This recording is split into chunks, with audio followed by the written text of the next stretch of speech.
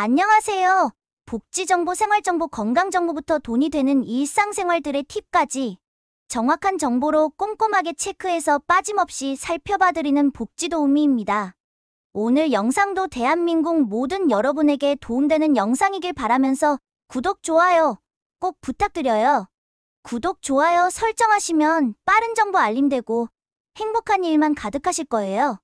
몇 년 동안 지속되는 코로나 및 경기 침체로 인하여 많은 국민들이 힘들어하고 그로 인한 고금리 고물가 시대가 지속되고 있습니다. 8월부터 갑자기 금융거래가 정지되고 신용카드도 이용할 수 없게 되었다면 이 금액을 내지 않아서라고 하는데요.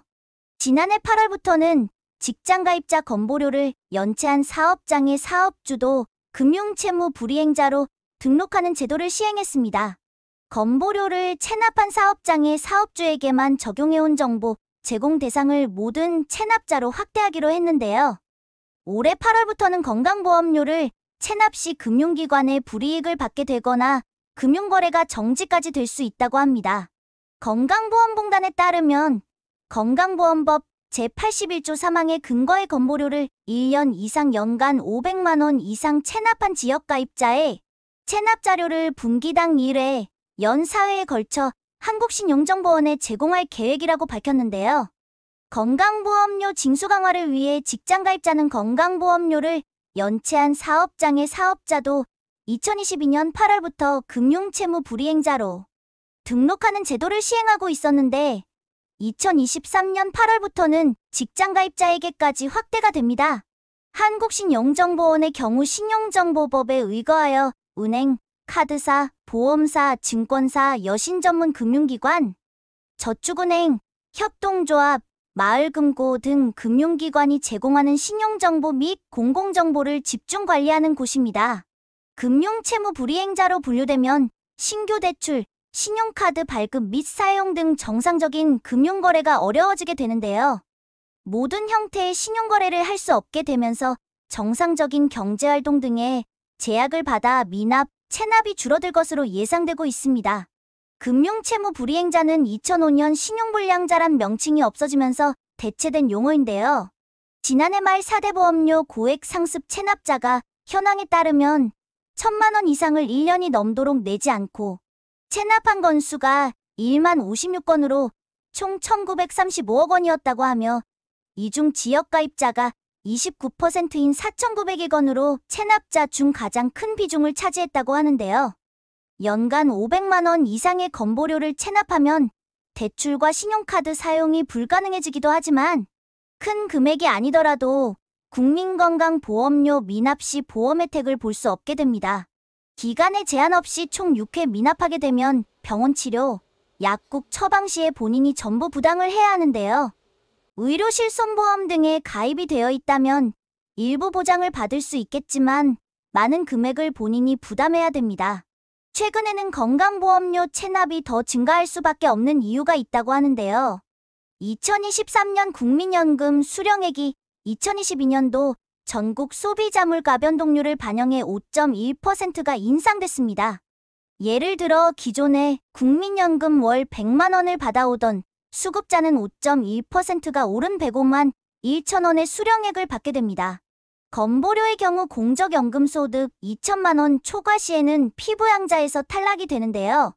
국민연금과 같은 공적연금은 매년 1월에 전년도 소비자 물가 상승률만큼 연금액을 올려주지만 이로 인해 퇴직자들에겐 물가 반영 연금액 인상이 되레 악재로 작용을 하게 됩니다. 부부가구 중 단 한 명이라도 연 2천만 원이 넘는 소득이 있을 때는 둘 다 피부양자에서 탈락되며 2명 다 지역가입자로 전환이 되어 건강보험료를 납부해야 되는데요. 2023년 평균 국민연금 수령액은 약 9만 원 정도가 인상이 되었지만 피부양자에서 탈락되고 지역가입자로 전환되어 월 평균 18만 원 정도의 건강보험료를 납부하게 된 것입니다. 지역가입자로 전환되신 분들 중 저소득 지역가입자 국민연금 보험료 지원제도도 있으니 혜택 꼭 받으시기 바랍니다.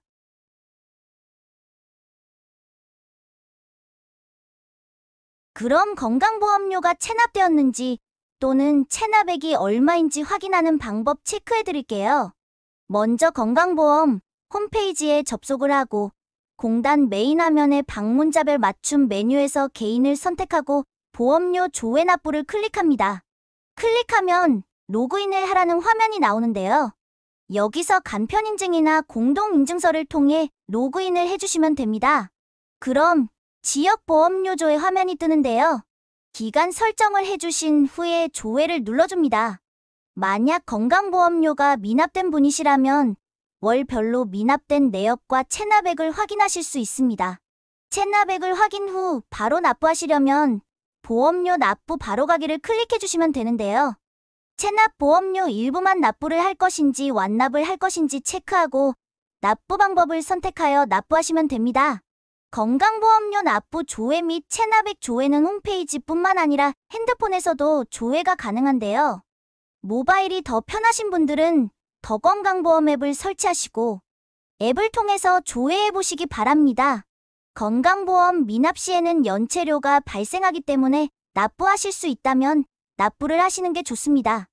연체료는 체납 금액의 2%가 한도이며 연체가상금은 5%가 한도입니다. 그 외 은행 업무가 중지될 수 있는 제한사항이 또 있는데요. 아직 많은 분들이 모르고 계시는 경우가 많습니다. 보이스피싱 범죄가 점점 심각해지며 ATM의 무통장 입금 및 출금이 훨씬 까다로워졌습니다. ATM을 이용하여 무통장 입금 시 입금 한도를 대폭 낮춘 것인데요.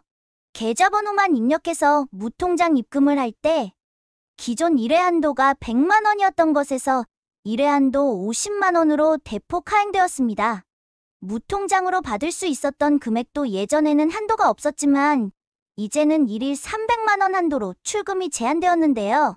최근에는 AI 기술을 적용하여 이상행동을 탐지하고 선글라스나 모자 등 얼굴을 확인할 수 없는 경우 통화를 하면서 출금과 이체를 하는 등 보이스피싱이 의심되는 행동을 보일 경우 본인 인증 등을 요구하고 보이스피싱 관련 정황이 확인되는 경우 모니터링 담당 직원이 직접 내용을 확인하고 검증 후 거래, 제한 등 조치를 하게 됩니다. 때문에 ATM 기기 이용 시에는 선글라스나 모자, 헬멧 등은 꼭 벗어두셔야 되고 사업하시는 분들이나 통화량이 많으신 분들의 경우에는 ATM 기기 앞에서는 통화를 종료하고 이용하셔야겠습니다. 최근에는 딥페이크 범죄로 몇 억을 사기친 행각도 생겨나 큰 이슈가 되었는데요. AI 기술을 도입한 보이스피싱 범죄로 영상통화로 얼굴과 목소리까지 똑같이 위조하여 사기 행각을 벌인 것입니다. AI 기술로 일상생활에 편리함도 생겼지만 범죄도 점점 증가하고 있으니 빠르게 발전하는 시대만큼 정보 또한 빠르게 얻으셔서 여러 상황에 불편함이 생기지 않도록 하셔야겠습니다. 오늘 영상은 여기까지인데요. 오늘 영상도 좋은 정보가 되었다면 주변에 많이 공유해 주시고요. 구독, 좋아요 잊지 말고 꼭 부탁드려요. 오늘도 행복한 하루 되세요.